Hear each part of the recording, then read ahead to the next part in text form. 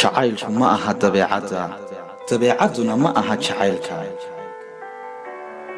jacaylku waa waxa ugu qiimaha badan ee la haysto waa waxa ugu adag ee la kasbado waana waxa ugu xanuunka badan ee la waayo waxaad arkaysaa ruux ku dhiba ku canaanta kaa masriirsiiya haddana aadan ka tegin marnaba waxbana aadan ka soo qaadin waxyeeladiisa waxaad arkaysaa ruux raadiya farxaddaada kula jecel wanaaggaaga ku xushmeeya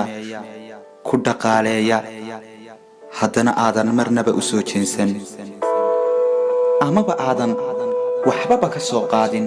waxqabadkiisa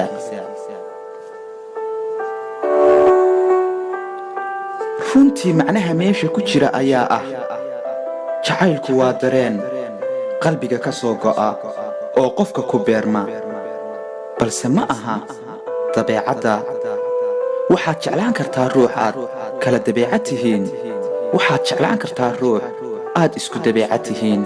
jacaylku kuma koobna dabeecadda oo keliya